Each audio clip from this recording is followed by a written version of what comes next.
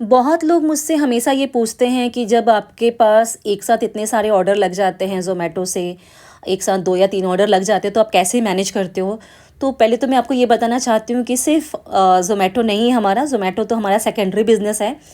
Primary हमारा cafe है जिसमें हमारा कस्टमर बेस काफ़ी पुराना है, तो ऑफ़लाइन ऑर्डर हमारे पास रहते हैं।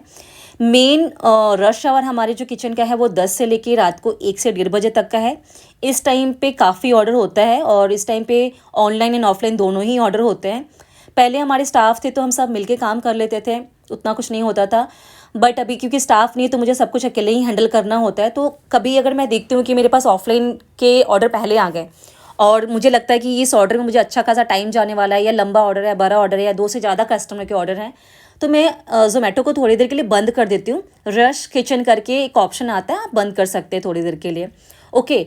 और मान लीजिए कि पहले से मेरे पास ज़ोमैटो का ऑर्डर आया हुआ है 1 या 2, और मुझे पर ऑफ़लाइन का भी ऑर्डर आ गया, तो मैं पहले ट्राई करती हूँ कि दोनों ही ऑर्डर में से जो टफ़ ऑर्डर है, टफ़ इन द सेंस कि जो ज़्यादा टाइम कंज्यूमिंग ऑर्डर है, मैं पहले उसका प्रिपरेशन करके उसको ओवन में डाल देती हूँ। लाइक पिज़्ज़ा, पास्ता उबलने के लिए डाल दिया, इस तरह से।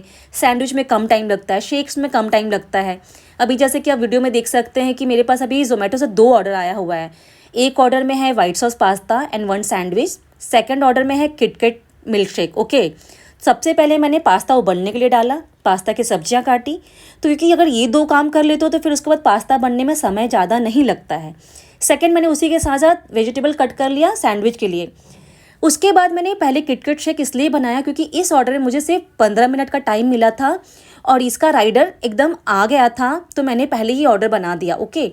और कैसा है कि मेरा पास्ता उबल रहा है, सब्जियां कट गई हैं, और ये शेक बना के मैंने फ्रीजर में रखा। अभी राइडर आने ही वाला था, उसको हम दे देंगे।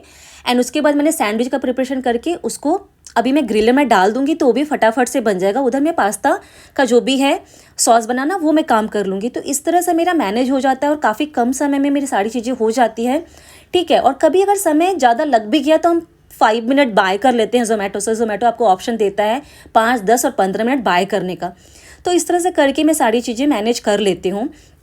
तो बस यही तरीका है कि जो ज़्यादा टाइम कंज्यूमिंग प्रोडक्ट है, जैसे इस ऑर्डर में पास्ता था तो मैंने पहले उबलने के लिए डाल दिया, पहले इसकी सब्जियां काट ली, साथ के साथ मैंने सैंडविच के लिए सब्जियां काट ली, फिर उसके बाद मैंने शेक बना के फ्रीजर में रख दिया ताकि जैसे ही राइडर आए उसको हम पकड़ा दें। उसके बाद इन दोनों ऑर्डर को मैंने फाइनल टच दिया और इनको पैक किया। तो ये कुछ टिप्स था जिससे आप अपने मल्टीपल ऑर्डर को कर सकते हो साथ में। एंड थोड़ा ध्यान देना पड़ता है कि बहुत ज़्यादा अगर ऑर्डर आ जाए तो आप थोड़ी देर के लिए ज़ोमैटो को बंद कर दें।